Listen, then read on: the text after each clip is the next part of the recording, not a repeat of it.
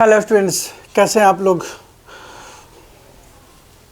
आपने बताया कि भाई 9th क्लास के कुछ बच्चे ने मुझे बताया कि भाई 3rd and 4th चैप्टर से सर कुछ इम्पोर्टेंट बातें बता दीजिए ताकि हमारे एग्जामिनेशन में थोड़ी सी हेल्प हो जाए।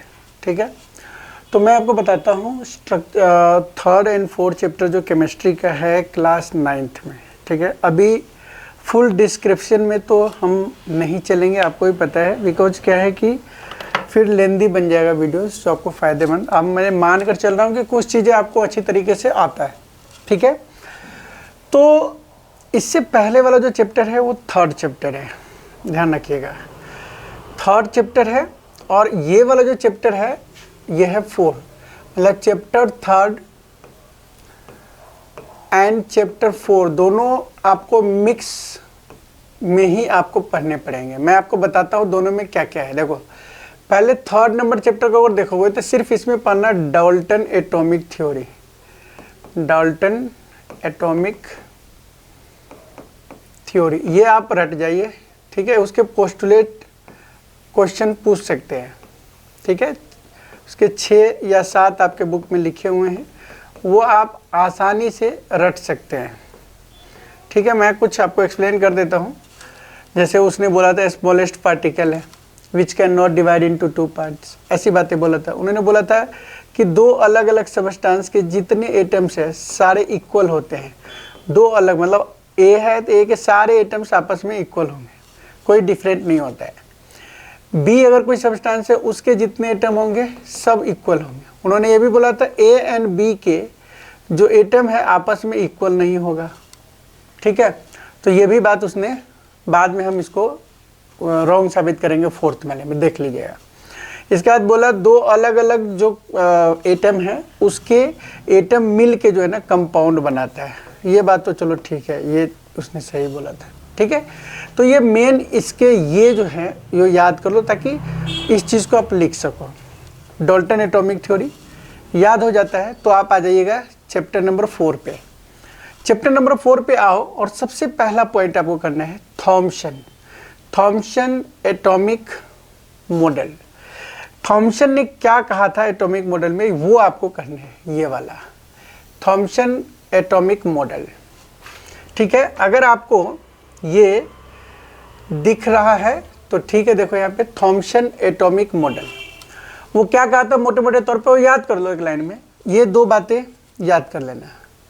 ठीक है, उन्होंने बोला था कि जो एटम है उसके बाउंड्री वो पॉजिटिव चार्ज का बना होता है और इलेक्ट्रॉन इसके अंदर एम्बेडेड ऑन इट, दोनों बराबर होता है, मतलब positive and electron, positive charge and negative charge दोनों इक्वल में होते हैं। ये बातें उन्होंने बोला था, तो इस बात को याद करना। An atom consist of a positively charge sphere and electron of embedded in it, negative and positive charge equal in magnitude. 2 बातें बोला था, दोनों को रट लीजिए। जबकि इसने बोला था कि भाई हम इसको डिवाइड ही नहीं कर सकते। बाद में हमने देखा कि भाई ये तो डिवाइड करके बता दिया, सबने मान लिया कि ठीक है पॉजिटिव और नेगेटिव चार्ज तो होता है। तो यहाँ पे Thomson model of an atoms आपको देख लेना है। तो इन बातों को तो कर दे, बोला कि डिवाइड ही नहीं हो सकता, हम इसमें डिवाइड देख रहे हैं कि प्रोटॉन और न्यूट्रॉन आ रहा है। ठीक है, और दोनों इक्वल मात्रा है। ठीक है, ये डायग्राम कर लीजिएगा। इसको गलती कर दिया रदरफोर्ड इसको क्या कहा, इसकी थ्योरी को गलत किया। बोला कैसे, रदरफोर्ड बोला देख भाई अगर ये पॉजिटिव चार्ज का होता तो मेरा एक्सपेरिमेंट फेल हो जाता है। बोला तुम्हारा क्या एक्सपेरिमेंट है। उसने क्या किया, एक गोल्ड फॉयल लिया और उसका इतना पतला लेयर बनाया कि आप मान नहीं सकते हो कि एक एटम दूसरे एटम से जस्ट ऐसे क्लोज्ड है, जस्ट नॉर्मली इस तरीके से, मतलब ओवरलैप नहीं है, एक दूसरे से बस टच कर रहे हैं ऐसा करके। अल्फा पार्टिकल मतलब उसने थिन जो फॉयल लिया था गोल्ड का वो ऐसा बना लिया। इसके बाद क्या किया, इससे अल्फा पार्टिकल जो है doubly charge heliums ion, they have mass 4 unit, the fast moving alpha particles have considerably amount of energy. And उस अल्फा पार्टिकल को क्या किया, इस गोल्ड के फॉयल से पास कराया ऐसे।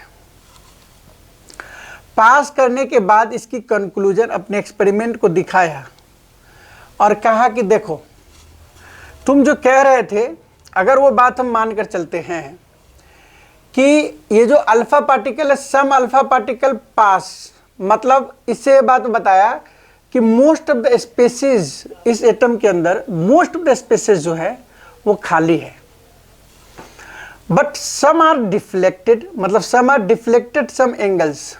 मेरा कहना ये है some are deflected how, suppose ये अगर एटम है, कुछ ऐसे यहाँ से पास कर रहे हैं, कुछ जब न्यूक्लियस के इस सेंटर के पास आता है ना तो ऐसे करके ऐसे क्रॉस होके चला जाता है, तो some are deflected and some are totally deflected, totally deflected at 180 degree बोल सकते हैं, मतलब गया और 90 डिग्री से वापस आ गया। मतलब some mass particles have in atoms, मतलब इस एटम के अंदर एक मास पार्टिकल तो है जो इस अल्फा पार्टिकल को जाने से रोकता है या इसको अपने लाइन से डिफ्लेक्ट कर देता है।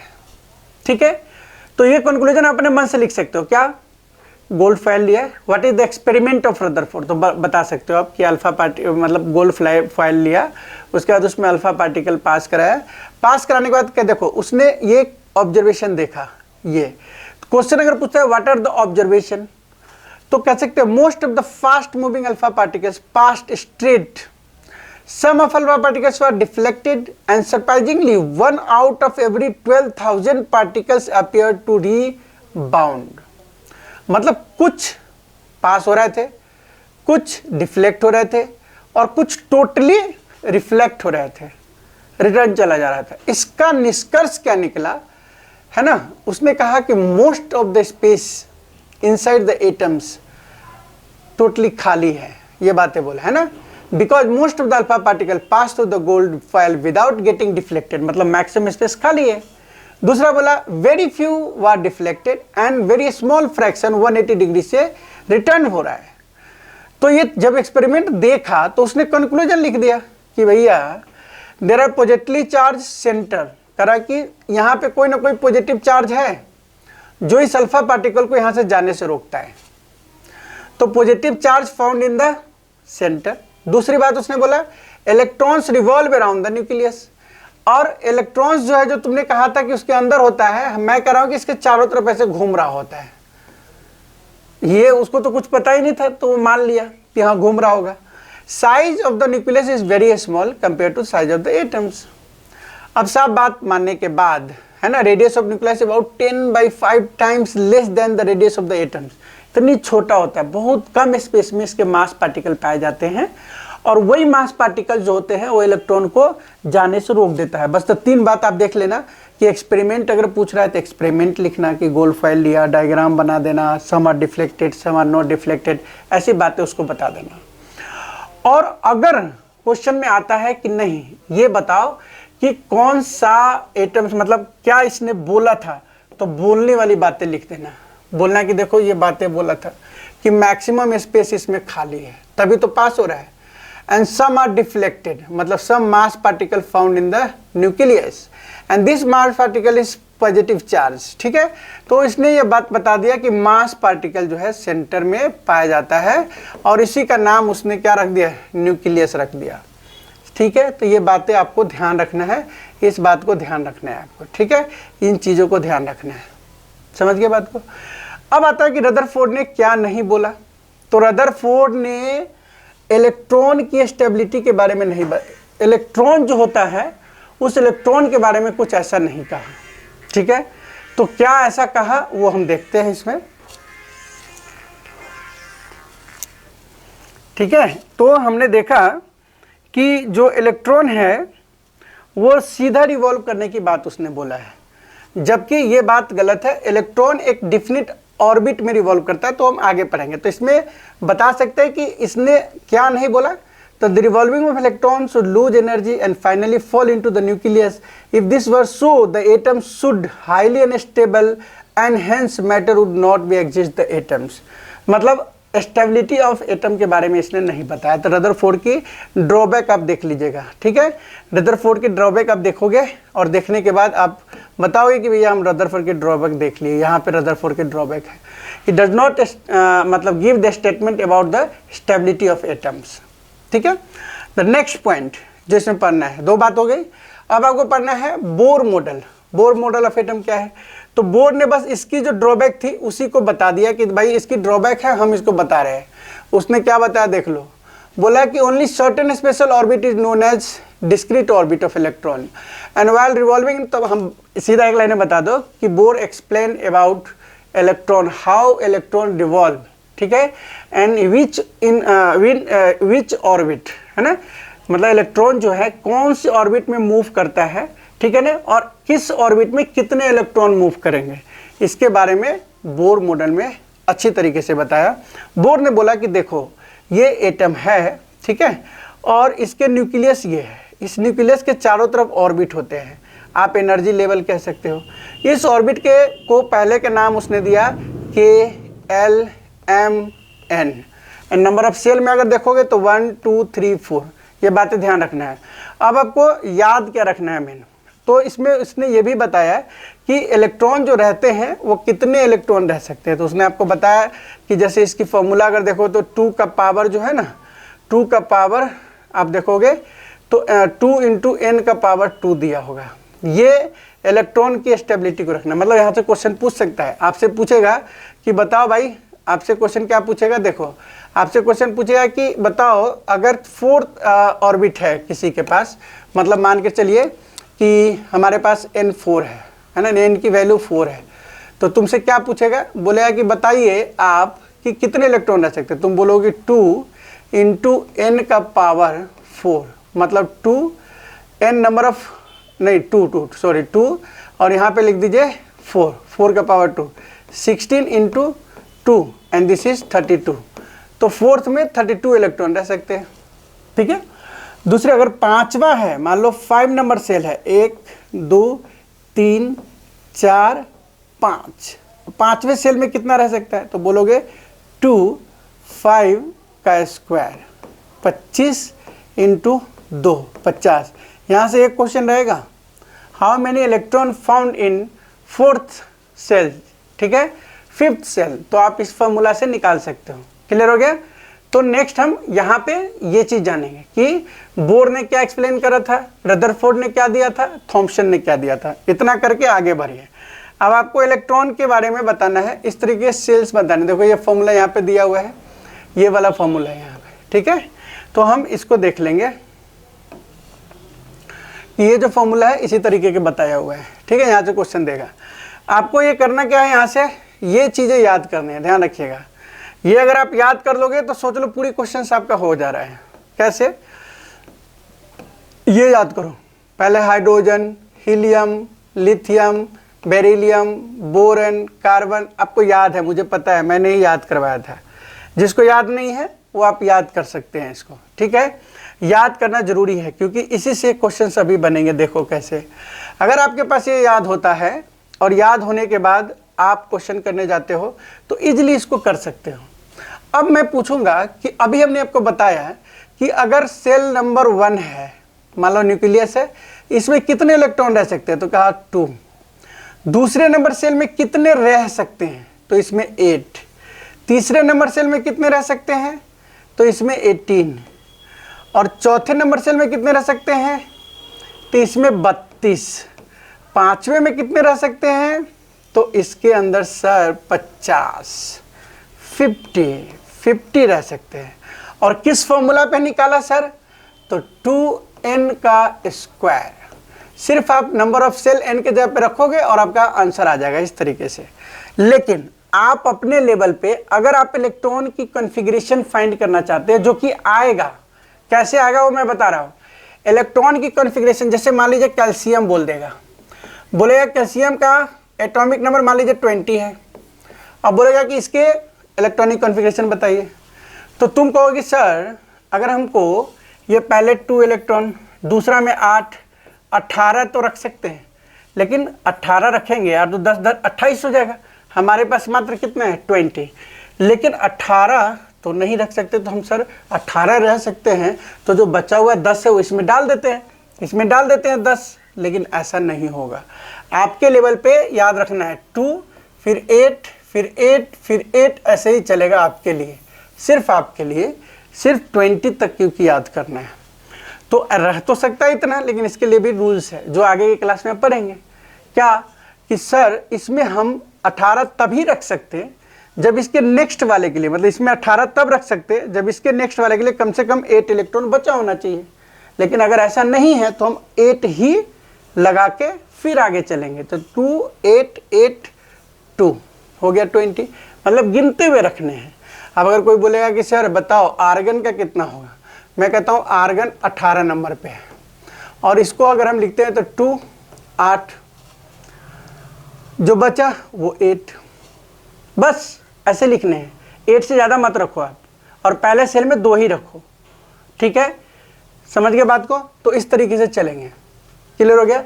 तो हमारे पास ये है कि आपका काम क्या है कि ये बनाना सीख लो, मतलब हाइड्रोजन से लिखो, हीलियम लिथियम से लेके कैल्शियम तक जाओ, और सबके इलेक्ट्रॉनिक कॉन्फ़िगरेशन जरूर लिखो। एटॉमिक नंबर याद होगा तो आप आराम से इसको लिख सकते हैं, ठीक है। तो यहाँ से एक क्वेश्चन बनता है। बाकी अभी हम कैसे क्वेश्चन बनेंगे वो भी बता देते हैं। आप आता है यहाँ पे एटॉमिक नंबर की बात। एटॉमिक नंबर की बात अगर आती है तो एटॉमिक नंबर के बारे में चलते हैं, मास नंबर के बारे में चलते हैं, आइसोटोप्स बताते हैं। हमने एटॉमिक नंबर अभी याद किया है, जस्ट फिलहाल याद किया है। तो जब हम एटॉमिक नंबर याद किए हैं तो हमें आता होगा, ये हम मान कर चल रहे हैं कि सर बताओ मास नंबर क्या होता है। मैं कहूँगा कि मास नंबर के बारे में अभी बताया है ना, नहीं बताया, पीछे देखो। मास नंबर कह रहा है कि न्यूक्लियस के अंदर ना, जो एटम था इसके न्यूक्लियस के अंदर प्रोटॉन होता है और प्लस न्यूट्रॉन होता है, ये ध्यान रखना है। मतलब साफ है कि प्रोटॉन एंड न्यूट्रॉन सेंटर में, और इसके चारों तरफ इलेक्ट्रॉन रिवॉल्व कर रहा है, मतलब 3 प्राणी में बढ़ जाते हैं। इलेक्ट्रॉन सब में घूम रहा है, इलेक्ट्रॉन सब में घूम रहा है, समझ गए बात को। प्रोटॉन और न्यूट्रॉन यहाँ पे रहता है।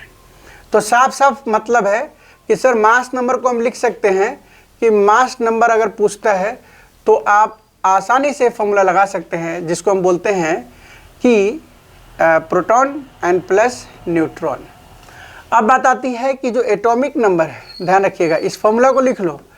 एटॉमिक नंबर जो है वो हमारा क्या होता है, एटॉमिक नंबर मतलब होता है इलेक्ट्रॉन के नंबर के बराबर, इलेक्ट्रॉन का नंबर, एंड इसी के बराबर होता है प्रोटॉन का नंबर। समझ लीजिए बात को, यही पे सारा गेम है।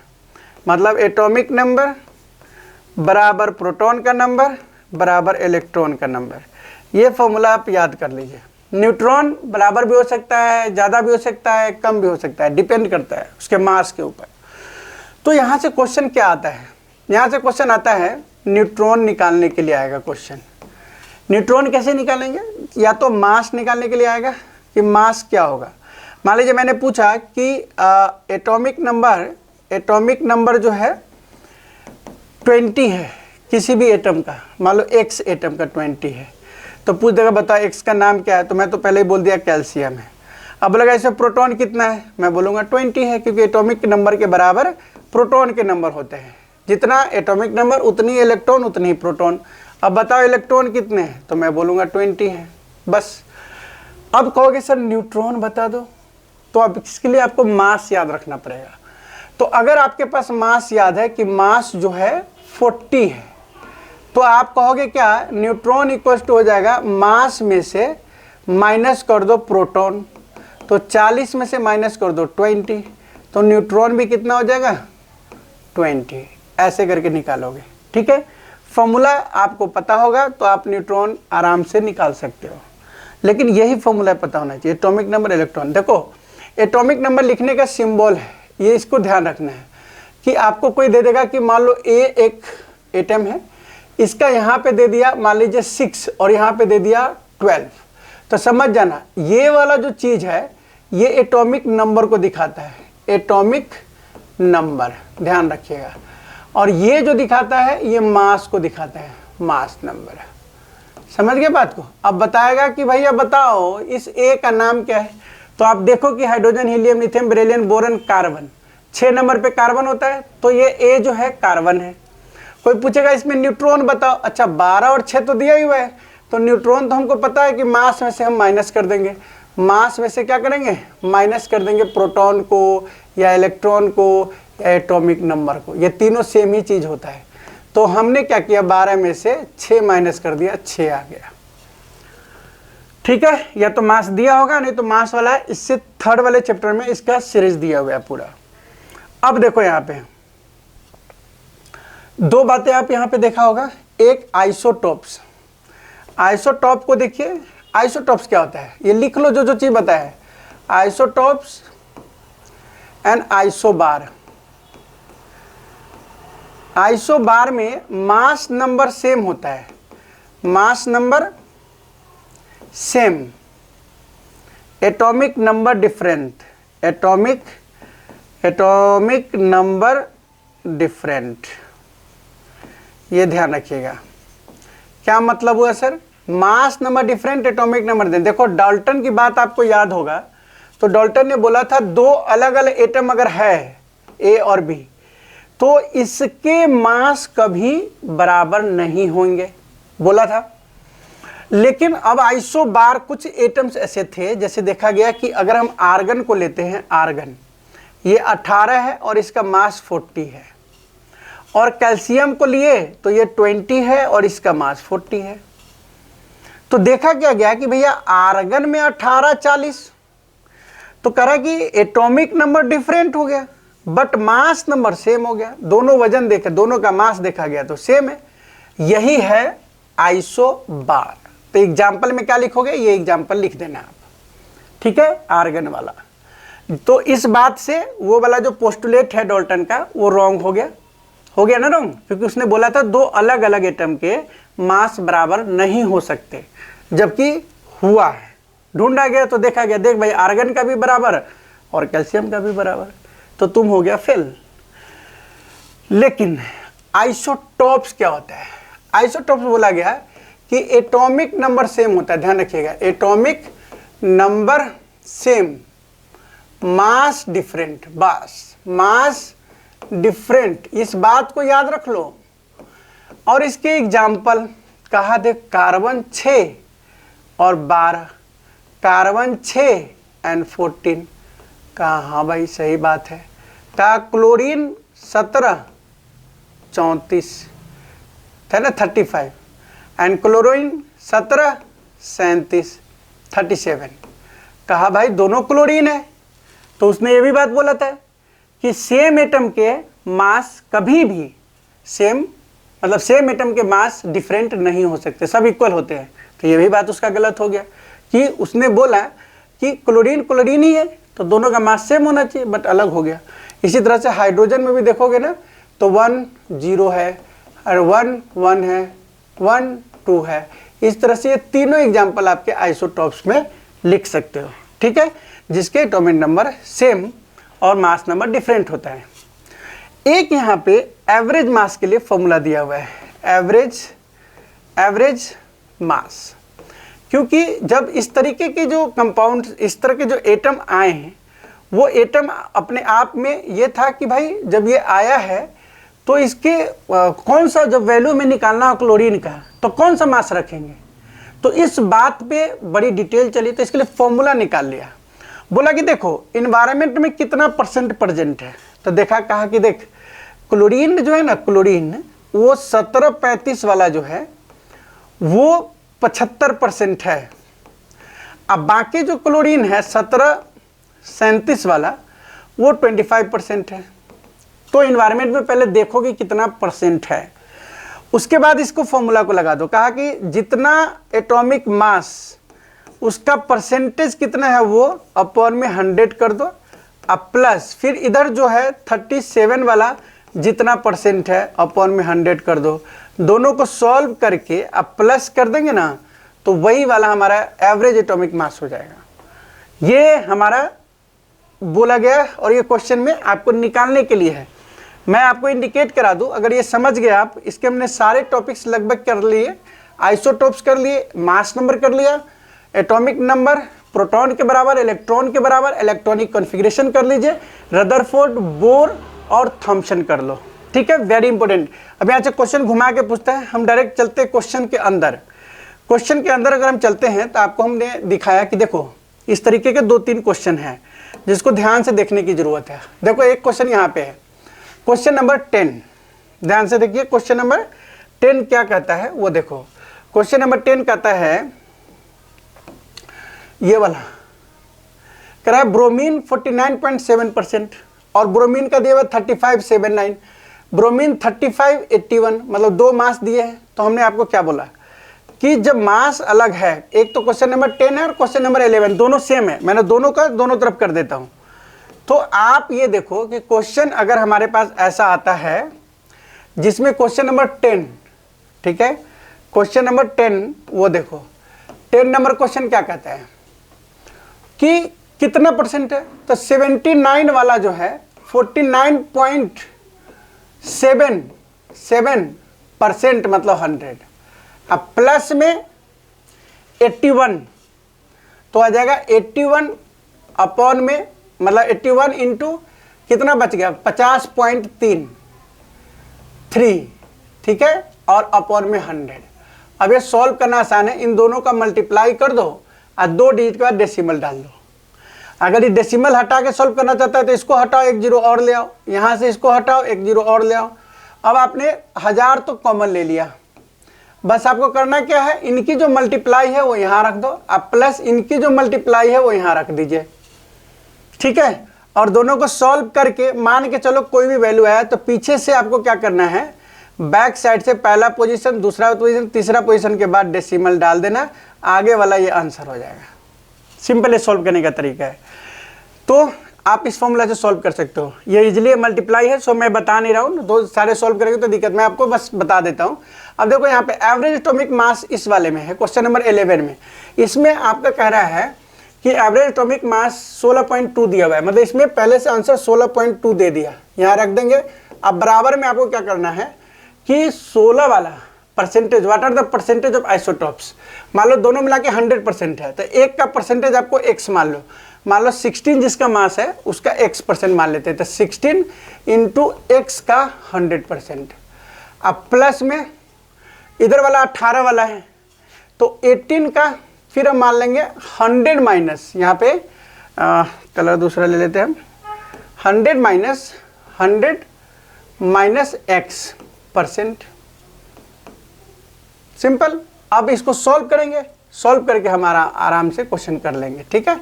अगर आपको मर्जी है तो यहाँ से 1/100 कॉमन ही ले लो, अब कॉमन लेने के बाद ये 16x आ जाएगा और ये प्लस इधर 100 मतलब 1800 तो आ ही गया, माइनस 18x आ गया, ठीक है।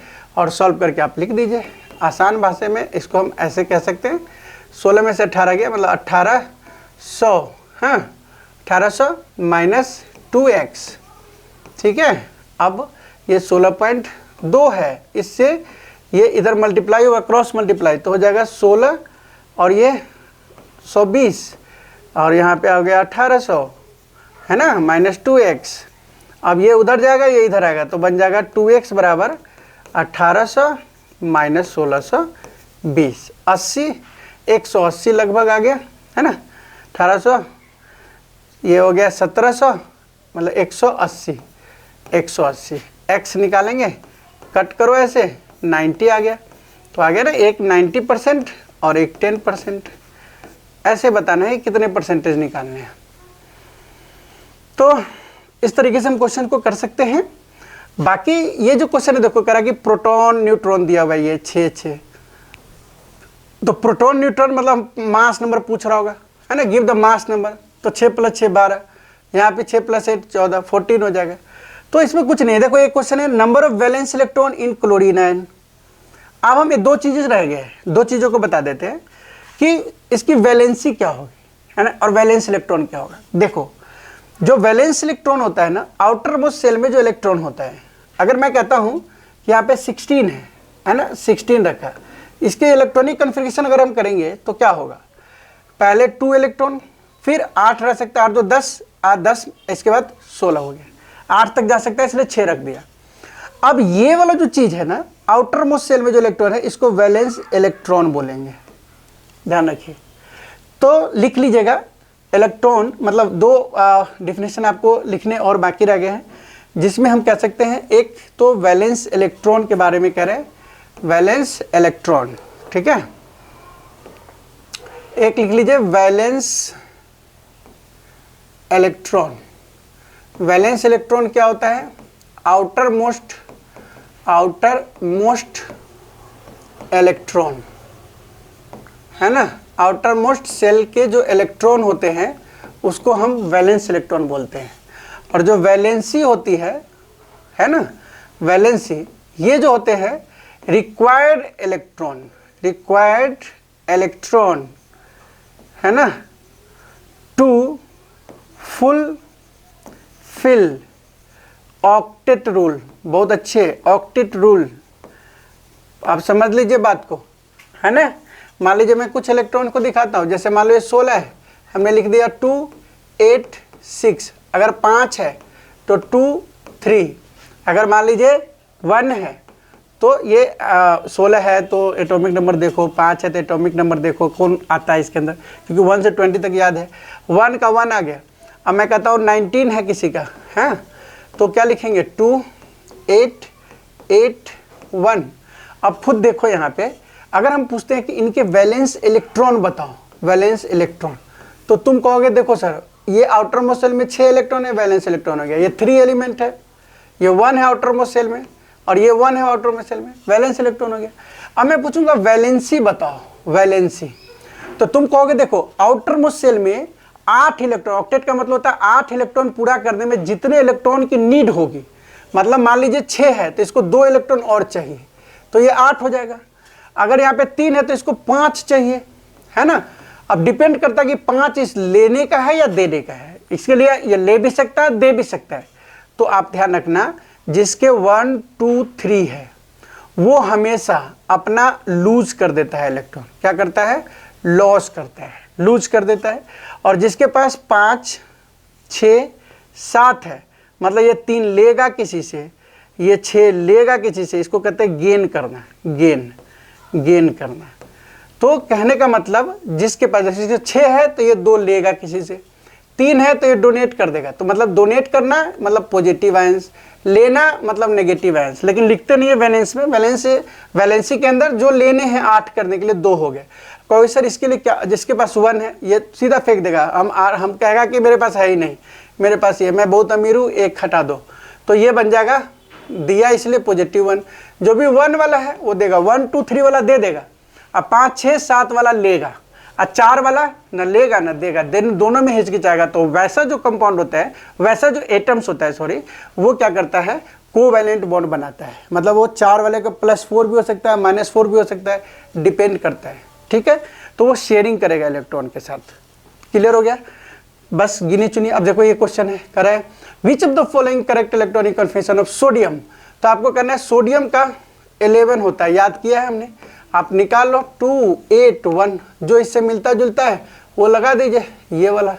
तो ऐसे करके आप क्वेश्चन कर सकते हैं। उसमें लिखा होगा कि मैग्नीशियम का एटॉम बताओ इसमें कौन सा है, तो 12 नंबर याद होगा, 20 तक तो याद कर ही लो, नहीं याद होगा तो उसको रटो, ये होता है।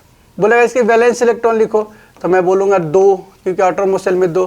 बोलेंगे वैलेंसी लिखो, तो ये भी हो गया 2।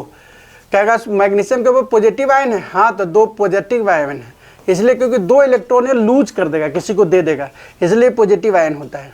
बात समझ में आ रहा है ना? इस तरीके से हमारे, अब ये देखो ये क्वेश्चन है, complete the following table. Atomic number 9 दिया हुआ है, 9।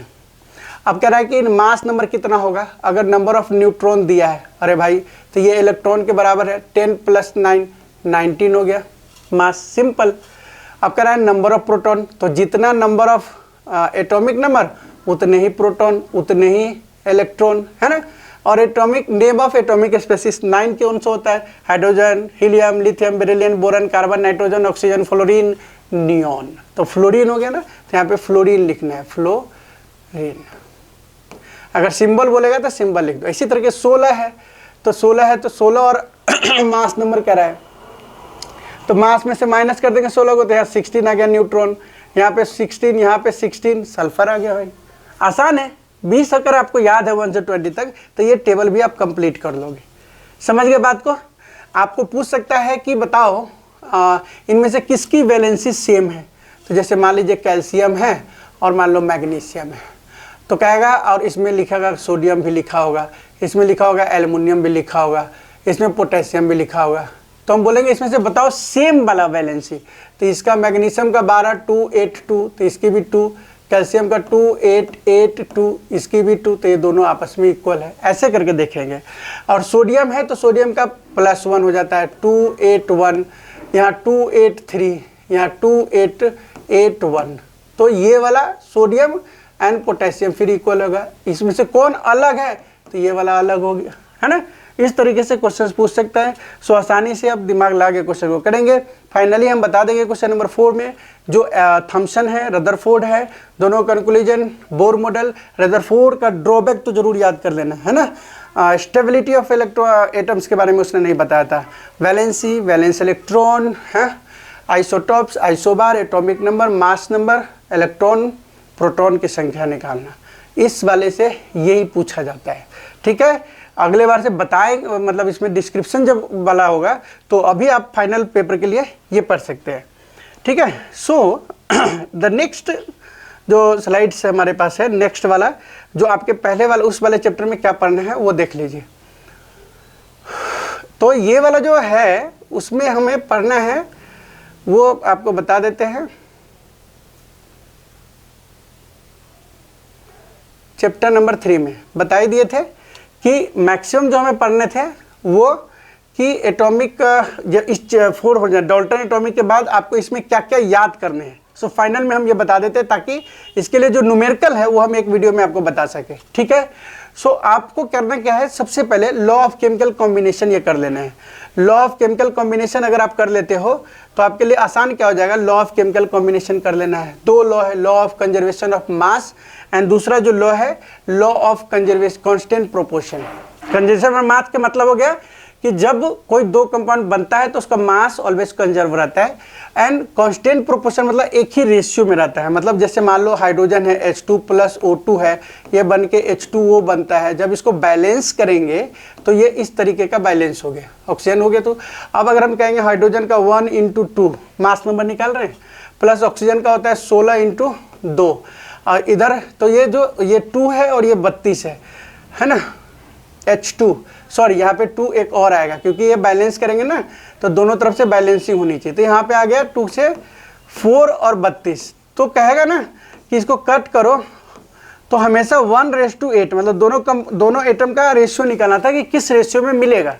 तो ये जो रेशियो है हमेशा 1:8 कांस्टेंट रहेगा ऑलवेज किसी भी कंपाउंड को बनने में। चाहे आप मान लो 1 गिलास वो मतलब हाइड्रोजन रख लो, 1 गिलास ऑक्सीजन रख लो, लेकिन देखना कि 1 के लिए 8 ऑक्सीजन की जरूरत होती है। 1 हाइड्रोजन 8 ऑक्सीजन को ढूंढता है।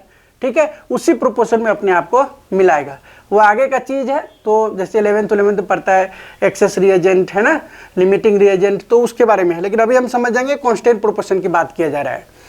दूसरी बात, डाल्टन एटॉमिक जो हमने बोला था आपको 6 पोस्टुलेट, ये 6 आपको याद कर लेना। वैसे तो मैंने उसका एरर भी बता दिया है तो आपको याद हो गया होगा कि उसने क्या क्या बातें बोली, बस उसको आप अपनी लैंग्वेज में लिखना चाहते हो तो लिख लेना, कंप्लीट लैंग्वेज में लिखना चाहता है तो ये आप याद कर लेंगे। डाल्टन का बहुत पूछा जाता है, जरूरी नहीं है, कोई जरूरी नहीं। यहाँ पे सिंबल है, सिंबल आपको इतना याद है, सिंबल जो याद करते हैं कि जैसे एल्युमिनियम का Al, ऑर्गन का A, बेरियम, इसका एटॉमिक नंबर तो नहीं, 20 तक तो आपने याद कर ही लिया है, बाकी कुछ याद कर लो ताकि नेमिंग बनाने में आपका आसानी होगा। ठीक है, तो हमें अभी एग्जाम पॉइंट व्यू से हम इस पर बिल्कुल ध्यान नहीं देंगे, हम ये सिर्फ ध्यान लेते हैं ये वाला मास नंबर का टेबल दिया हुआ है, मास नंबर वाले, इस मास नंबर के टेबल को आप याद कर लेंगे। ठीक है, इसमें देखो याद वो भी नहीं करने, आप 1 से लेके हाइड्रोजन है, हीलियम मतलब हाइड्रोजन सॉरी यहाँ पे हीलियम, यहाँ पे लिथियम, यहाँ पे बेरिलियम, बोरेन, ऐसे करके कैल्शियम तक आता है। आपको क्या करना है, ध्यान से देखो, लगभग सब में डबल होता है। हाइड्रोजन में 1 हो गया तो हाइड्रोजन के याद कर लिए, 1 का डबल 2 मत करो। हीलियम 2 है तो ये 4 हो जाता है, ये मास नंबर में यही बात होती है। तो आप देखो कि इसमें जो भी डबल से ज़्यादा है या कम है उसको याद कर लो, बाकी में डबल मार देना। जैसे हाइड्रोजन में डबल नहीं होता तो ये याद कर लिए, ठीक है। इसके बाद देखो क्लोरीन में 35.5 है, डबल नहीं होता, कम है, तो इसलिए क्लोरीन का 35.5 बीच वाला याद करना है। फिर सोडियम में 23 होता है, बाकी सब में देखो डबल है। सल्फर का एटॉमिक नंबर 16 तो उसका 32 हो गया, मैग्नीशियम का 12 तो 24 हो गया, ठीक है। कार्बन 6 तो 12 हो गया, नाइट्रोजन 7 तो 14 हो गया। मतलब लगभग आप देख सकते हो लगभग डबल डबल डबल जा रहा है यहाँ पे, देखो डबल। तो हम 3 ही हमें याद करना है, बाकी को डबल कर देना है, सिंपल। नेक्स्ट यहां से एक क्वेश्चन आता है, देखो भाई ये वाला, ये बहुत इंपॉर्टेंट क्वेश्चन है। एटॉमिसिटी क्या होता है, पूछा जाता है। एटॉमिसिटी मतलब number of atom present in the compound, किसी भी कंपाउंड में कितने टोटल नंबर ऑफ एटम है। जैसे मैं कहता हूं कि अगर कैल्शियम Ca, एटॉमिसिटी जरूर आता है। एटॉमिसिटी मतलब numbers of atom present in the compound. जैसे यहाँ पे कितने एटम है, देखो कैल्शियम 1 है, ऑक्सीजन यहाँ पे 2 है और हाइड्रोजन 2 है, तो टोटल कितने हो गए 5। तो 5 इसकी एटॉमिसिटी हो गई। अगर हम बोलते हैं कार्बन डाइऑक्साइड, अब बताओ इसका एटॉमिसिटी, तो कार्बन 1 और ऑक्सीजन यहाँ पे 2 प्रेजेंट है, तो 2 और 1 कितने हो गए 3, तो इसकी एटॉमिसिटी कितनी हो गई 3। तो एटॉमिसिटी फाइंड करने के लिए बोल देगा कंपाउंड्स के नेम लिख के। तो आपको देखना है, जैसे मान लो NaOH, अब याद करना है Na को अलग मत करना है। Na मतलब सोडियम 1, ऑक्सीजन 2 और ये 3, तो टोटल 3 हो गए इसके एटॉमिसिटी, ठीक है। बाकी आपके बोला जाता है कि बताओ मोनो एटॉमिक का नाम लिखो, तो मोनो एटॉमिक मतलब जैसे आर्गन हो गया, हीलियम हो गया जो किसी के साथ रिएक्शन करके नहीं रहता है, तो ये वाला चीज़ याद करें। डायएटॉमिक में मतलब जैसे ऑक्सीजन हमेशा O2, हाइड्रोजन H2 ऐसा रहता है, तो हाइड्रोजन नाइट्रोजन क्लोरीन, ये डायएटॉमिक हो गया। और पॉलीएटॉमिक में सल्फर आ जाता है, फॉस्फोरस आ जाता है। नेम याद कर लेना, यहाँ से बहुत क्वेश्चन आता है, ध्यान रखना इस चीज़ को। मैं वहीं से बता रहा हूँ जहाँ पे क्वेश्चन पूछे जाते हैं। एक आपका मॉलिक्यूलर फॉर्मूला वाला क्वेश्चन आता है, ध्यान से देखो। मॉलिक्यूलर फॉर्मूला बताने का मकसद हमारा ये है कि अगर मॉलिक्यूलर फॉर्मूला निकालने के लिए आ गया तो आप इस वाले फॉर्मूला को यूज करना है। जैसे मान लो H2O के बारे में आ गया, H2O, आपको करना है कुछ नहीं है, क्या करना है, H को रखना है और O को रखना है। H और O रखने के बाद हाइड्रोजन का मास लिखना 1, ऑक्सीजन का कितना होता है 8, अभी याद करवाए ना, तो 1 और 8 लिख देना। फिर क्या करना है, एटॉमिक मास आपको लिखना है 1, और सॉरी ऑक्सीजन का एटॉमिक नंबर होता है 8, तो पहले एटॉमिक नंबर लिखना है यहाँ पे और इसका मास लिखना है। फिर दोनों का डिवाइड करते हैं 1/1 और यहाँ पे 8/16, तो ये 1/2 आ जाता है। और इस दोनों का रेशियो निकालोगे तो 2/2, मतलब नीचे वाला जो वैल्यू है जैसे 1/1/2 रखा, तो ये चीज़ बदल के क्या बन जाता है 2:1 हो जाता है। तो जैसे 2:1 हुआ तो हाइड्रोजन ऊपर था, H2 बन गया, ये 1 हो गया। इसको बोलते हैं मॉलिक्यूलर मास निकालना। कभी कभी पूछा जाता है, कभी कभी नहीं, मॉलिक्यूलर फॉर्मूला निकालना। तो मॉलिक्यूलर फॉर्मूला निकालने के लिए फॉर्मूला है, क्या करना है, कंपाउंड में जितने भी एटम्स पाए जाते हैं उस एटम्स को ऊपर नीचे से लिख लेना है। फिर पहले वाला में एटॉमिक नंबर डालना है, दूसरे वाले में एटॉमिक मास डालना है, दोनों का डिवाइड करके जो रेशियो आए वो रेशियो रख लेना है। फिर क्या करना है, फिर ये करना है कि आपको जैसे ये एटॉमिक नंबर अपन ने मास करा है, फिर जो सबसे कम वाला है उससे डिवाइड करेंगे, है ना। तो 1/1/2 कर दिया, अगर ये ज़्यादा होता तो ऊपर वाले से डिवाइड करते और ये सिंपलेस्ट रेशियो हमारा फाइंड हो जाएगा, ठीक है। ये काम कर लेना है, ठीक है ना। अब इसके बाद ये वाला चीज़ याद कर लो। ये याद इसलिए कर लिए क्योंकि इसे फॉर्मूला बनाना होता है। तो ये फॉर्मूला हम सोडियम, पोटेशियम, सिल्वर, ये प्लस, ये मतलब ये वैलेंसी दिया हुआ एक तरह से, एक इसका 1 आयंस हो गया, 1 1 1 1 पॉजिटिव आयंस, ये 2 2 प्लस 2 का मतलब 2 2 ऐसे हो गया। ये कहाँ यूज होता है अभी बताता हूँ। जैसे मान लो आपको बोलेगा कार्बन डाइऑक्साइड निकालो, आपको रोए कार्बन ऑक्सीजन, तो इसकी बताओ कार्बन का 4 होता है, ऑक्सीजन का 2 होता है। अब ये दोनों को एक नंबर से डिवाइड किया और जो बचा उसको क्रॉस मल्टीप्लाई कर दो, तो C1 1 के साथ ऑक्सीजन के साथ 2 लग गया, कार्बन डाइऑक्साइड हो गया। हाँ, सोडियम हाइड्रोक्साइड, तो सोडियम हाइड्रोक्साइड का देख लो यहाँ पे दिया हुआ है OH, हाइड्रोक्साइड देखो कहाँ पे दिया हुआ है OH, ये रहा हाइड्रोक्साइड, ये बुक निकालो NCERT का, इसमें है OH-1 मतलब 1, सोडियम 1 पॉजिटिव, हम प्लस माइनस नहीं दिखाएंगे, हम सीधा इधर क्रॉस करके NaOH कर देंगे और ये हमारा फॉर्मूला हो जाता है। ये आपको फाइंड करने के लिए बोला जाएगा, समझ गए बात को। सो ये टेबल याद कर लो, इसके ऊपर हम एक और न्यूमेरिकल वाले बनाएंगे, ठीक है ना, क्वेश्चन के साथ, तो आप इसको याद कर लेना इस तरीके का। ये वाला देखो ये है, ये मैडम लोग आपको सिखाई होंगी, ठीक है। ये वाला है, देखो एल्युमिनियम ऑक्साइड बनाना है तो कहोगे भैया एल्युमिनियम लिखो, ऑक्सीजन लिखो। एल्युमिनियम का होता है 3, ऑक्सीजन का होता है 2। आप क्रॉस बना दिए तभी तो बना Al2O3 एल्युमिनियम ऑक्साइड। इस तरीके का फॉर्मूला आपको बनाना होगा, है ना। Formulate the compound, formulate the compound, ऐसा क्वेश्चन आ सकता है।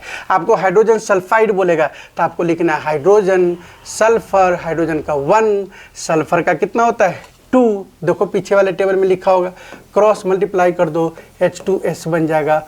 इसीलिए तो बोल रहे हैं कि वो चीज़ आपको याद करना है, ये वाला याद रहेगा तभी यहाँ पे हाइड्रोक्साइड, कार्बोनेट, सल्फाइड, सल्फेट, ये वाला चीज़ याद कर लो, रट लो, यहाँ से फॉर्मूला आएगा 100% आएगा। अब आता है मोलिकुलर मास या फार्मूला यूनिट ऑफ मास या मोलर मास।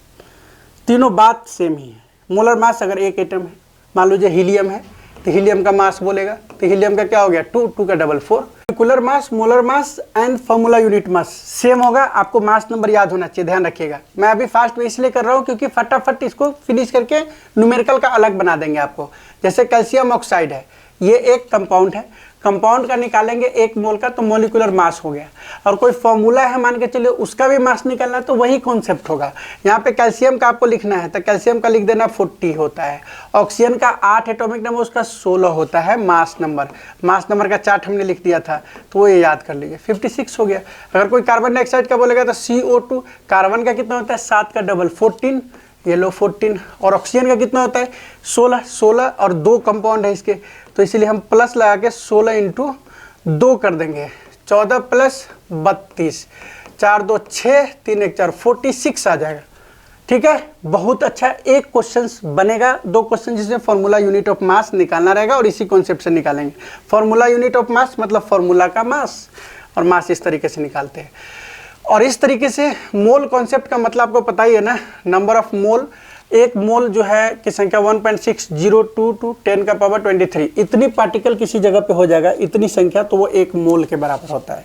जैसे 1 दर्जन में 12 केले होते हैं तो इसको 1 दर्जन बोला जाता है। इसी तरीके 1 मोल के बराबर इतनी वैल्यू होती है, लिखा गया है ना। देखो 6.02 × 10⁻23।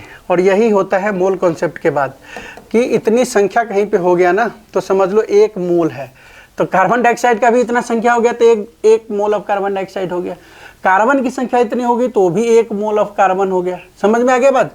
तो अगर पूछता है एवोगाड्रोज नंबर क्या होता है तो यही 6.02 × 10⁻23। ये इतनी पार्टिकल्स, अगर नंबर ऑफ पार्टिकल्स निकालना हो तो मल्टीप्लाई कर देते। देखो हम यहाँ पे सिर्फ फॉर्मूला बता रहे हैं कि नंबर ऑफ मोल बराबर नंबर ऑफ मोल क्या होता है, तो बोलेंगे गिवन मास, है ना, गिवन मास अपॉन में molar mass, molar mass, molar mass, simple.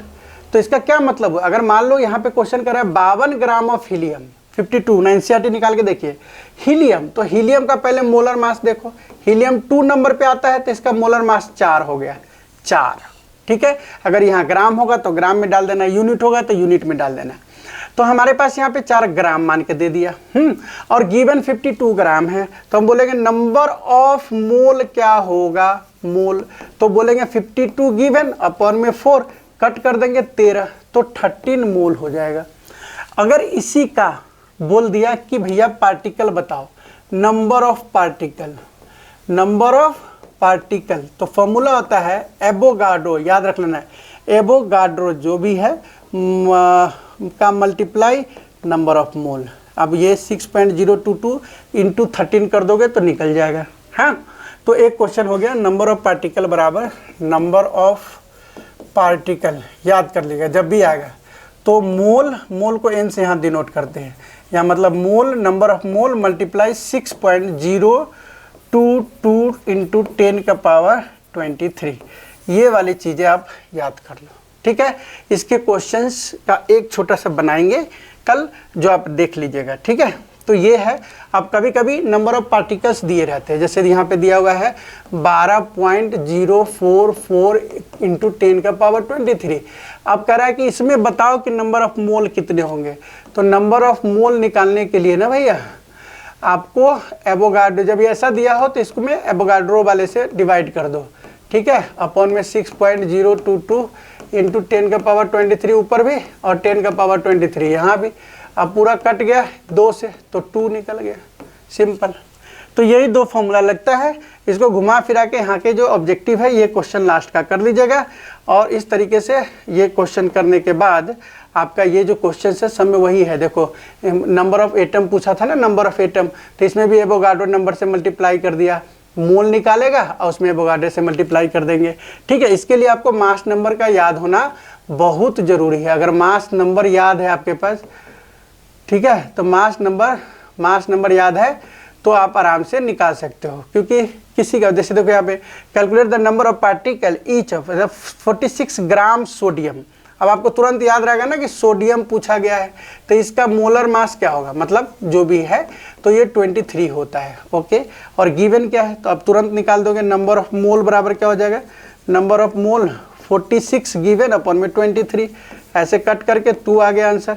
अब पार्टिकल निकालना है या एटम निकालना है, एटम भी निकालना है तो आपको क्या करना है 6.0222 है ना, इंटू 10 का पावर 23 मल्टीप्लाई 2 तो आ जाएगा 12044, ठीक है, इंटू 10 का पावर 23, सिंपल। तो इस तरीके से ये पूरे क्वेश्चंस आपका हो जाता है और आप आराम से क्वेश्चन कर सकते हो, आसानी से कर सकते हो। और किसी भी कंपाउंड का अगर मान के चलो परसेंटेज आता है, नंबर परसेंटेज फाइंड करना है, जैसे इस क्वेश्चन में मान लो जो कार्बन है और ऑक्सीजन है, ये मिलके बन जाता है कार्बन डाइऑक्साइड, है ना। तो आपको बोलेगा कि इसके अंदर मास निकालो, क्या निकालो, क्या बोलेगा कि कितना परसेंट कार्बन है। तो देखो ध्यान से, टोटल निकालना है ना, कार्बन रखना अपॉन में टोटल, ठीक है, इंटू 100 कर देना, परसेंटेज निकाल जाए। अगर ऑक्सीजन का बोलेगा तो ऑक्सीजन अपॉन में टोटल इंटू 100, बस ये फॉर्मूला लगा दो और आसानी से आपका क्वेश्चन हो जाता है, ठीक है। और इस तरीके के सारे क्वेश्चंस देखो, यहाँ पे ये वाला चीज़ याद रख लेना, ये क्वेश्चंस खूब पूछे जाते हैं। तो फॉर्मूला यहाँ पे है ना, क्विक लाइम का CaO calcium oxide, hydrogen bromide HBr, ठीक है, बेकिंग पाउडर तो NaHCO3 याद कर लो बेकिंग पाउडर का, पोटेशियम सल्फेट K2SO4। तो इस तरीके से ये क्वेश्चंस आपका पूरा हो जाता है। बाकी अगर किसी क्वेश्चन में डाउट है तो आप पूछ लीजिएगा कल।